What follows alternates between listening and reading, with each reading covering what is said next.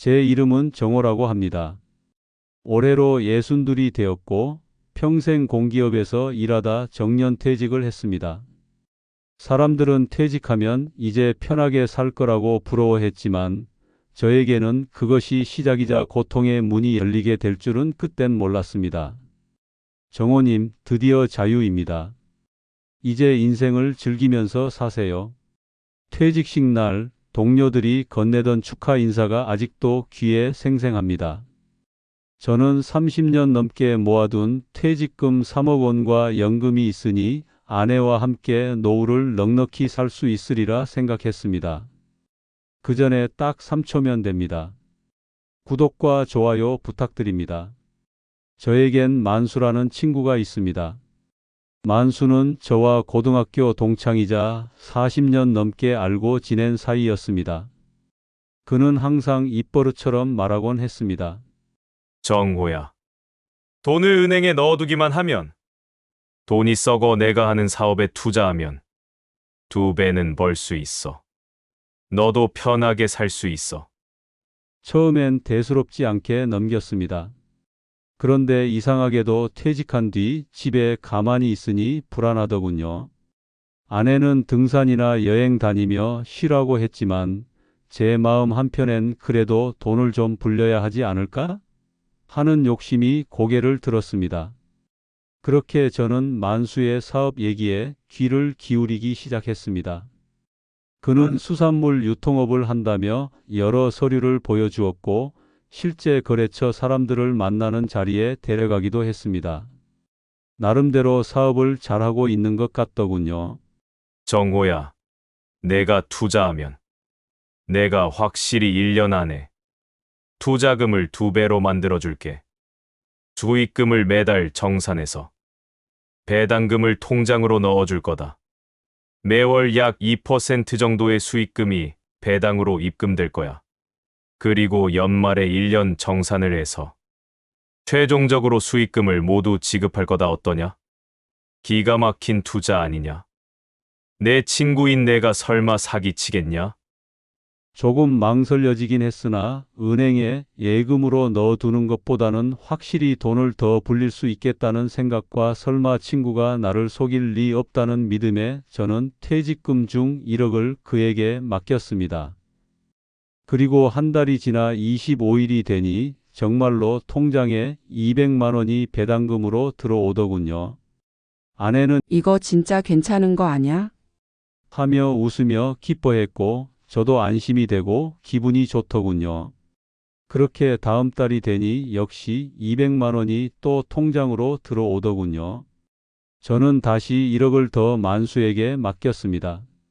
총 2억을 투자했으니 매월 400만 원씩 계좌에 들어올 거라 생각하나 이제 노후 걱정 없을 것 같다는 생각도 들더군요. 살다 보면 혹시 큰 돈 들어갈 일이 생길 수도 있으니 3억을 전부 투자할 수는 없을 것 같아서 1억은 은행에 예치해 뒀습니다. 그렇게 다음 달이 되니 역시 400만 원이 들어오더군요.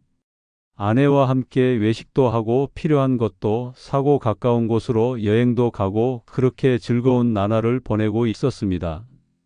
그런데 한 달이 더 지나 25일이 되었는데 배당금이 들어오지 않더군요. 다음 날 친구한테 전화를 하니 회사가 바빠서 정산을 미처 못했다고 이번 달 안으로 입금될 거라고 했습니다. 전화기 너머로 친구의 목소리가 활기차게 느껴져 많이 바쁜가 보다. 알겠다고 하고 그렇게 전화를 끊었습니다. 그런데 말일이 되어 저녁 때까지 기다려도 통장에 배당금이 입금이 되지 않더군요. 그래서 다시 친구에게 전화를 하니 전화기가 꺼져 있더군요. 몇 번을 걸어도 계속 전화기가 꺼져 있는 겁니다. 저는 가슴이 철렁 내려앉았습니다. 그렇게 불안이 엄습해 오더군요. 만수야, 너 어디 있냐? 제발 전화 좀 받아라. 수십 통의 전화를 하고 음성 메시지와 문자 메시지를 남겼으나 그는 끝내 나타나지 않았습니다. 다음 날 사무실을 찾아가니 사무실도 이미 비워져 있었고 사람들이 몰려와 아우성이었습니다. 그제야 깨달았습니다. 아, 이게 사기였구나. 퇴직금 2억, 제 노후의 안전망이 그렇게 한순간에 날아갔습니다. 아내는 처음엔 믿기지 않는다는 표정이었습니다. 여보, 설마 진짜 다 잃은 거예요? 미안해. 나도 이렇게 될 줄은 몰랐어. 그날 밤 아내는 이불을 뒤집어 쓰고 울었습니다. 그 모습을 보는 게 너무 괴로웠습니다. 저는 잠도 못 자고 며칠 동안 만수를 찾아다녔습니다. 결국 알게 된 건 만수가 여기저기 다른 사람 돈까지 수십억을 끌어모아 사라졌다는 사실이었습니다. 경찰에 신고했지만 잡힌다 해도 돈은 이미 다 빼돌린 뒤였습니다. 그때부터 저는 무너져 내렸습니다. 집에서는 아내와 갈등이 심해졌습니다. 당신은 도대체 왜 그런데 돈을 맡겨요? 퇴직금은 우리 마지막 희망이었잖아요. 미안해. 내가 바보같이 친구를 너무 믿은 거야. 그렇게 제 삶은 지옥으로 추락했습니다. 하루에도 수십 번씩 후회했습니다. 만수는 내 친구였는데 어떻게 나한테 이럴 수 있었나? 퇴직금의 대부분을 잃어버린 것도 힘든데 오랫동안 알고 지낸 친구에게 사기당했다는 생각에 정말 맨정신으로 있을 수가 없더군요. 괴로움에 매일 술로 하루하루를 살았던 것 같습니다. 그런데 어느 날 한 통의 전화가 걸려왔습니다. 정호 씨죠? 저 만수 아내입니다. 그녀는 울먹이며 말했습니다. 사실 저도 남편이 어디 있는지 모릅니다. 그런데 남편이 남긴 USB를 제가 갖고 있습니다. 정호 씨에게 보여드리고 싶습니다. USB 안에는 충격적인 자료가 들어 있었습니다.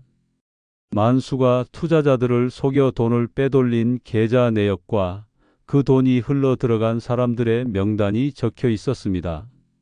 놀랍게도 그 안에는 저희 형님의 이름도 있었습니다. 형님이 왜 여기 있어? 알고 보니 만수와 형님이 손을 잡고 사기를 공모하여 투자자들을 모집했었고 저한테까지 사기를 쳤던 겁니다. 그 사실을 알게 되었을 때 저는 몸이 덜덜 떨렸습니다. 형제란 존재가 어떻게 이럴 수 있습니까? 믿고 싶지 않았습니다. 하지만 형님의 이름과 계좌 이체 내역까지 들어 있었습니다. 저는 형님에게 찾아가 따졌습니다. 형님, 이게 뭐니까? 형님이 어떻게 날 속일 수 있습니까? 형님은 시치미를 뗐습니다. 무슨 소리야? 나는 몰라. 내가 잘못 본 거야. 하지만 증거는 확실했습니다. 그날 이후 저는 결심했습니다. 더 이상 바보처럼 속지 않겠다고. 형님이든 친구든 나한테 사기를 친 자들에게 반드시 그 대가를 치르게 해주겠다고. 저는 USB 자료를 경찰에 제출했고 결국 형님과 만수는 공범으로 수사 대상이 되었습니다. 재판정에 선 형님은 저를 노려보며 말했습니다. 넌 왜 가족을 팔아넘겨? 내가 동생 맞아? 꼭 이렇게까지 해야겠어? 저는 떨리는 목소리로 대답했습니다. 형님이 먼저 가족을 버렸습니다. 저는 이제 더 이상 속지 않을 겁니다. 긴 싸움 끝에 만수와 형님은 실형을 선고받았고 일부 돈은 환수되었습니다. 다 돌려받진 못했지만 저는 중요한 걸 깨달았습니다. 돈보다 더 소중한 건 결국 지켜야 할 관계와 양심이라는 것을. 사람이 가장 크게 속는 순간은 설마 저 사람이 나를? 이라는 순간입니다. 하지만 그런 설마를 가장 조심해야 합니다. 이 이야기를 들으신 분들이 있다면 꼭 기억하시길 바랍니다. 노후의 돈, 평생 땀 흘려 모은 퇴직금은 절대 남에게 맡기지 마십시오. 아무리 가까운 친구, 심지어 가족이라도 내 인생을 대신 책임져 주지 않습니다. 그리고 한번 잃은 신뢰는 돈보다 훨씬 되찾기 어려운 것임을 잊지 마십시오.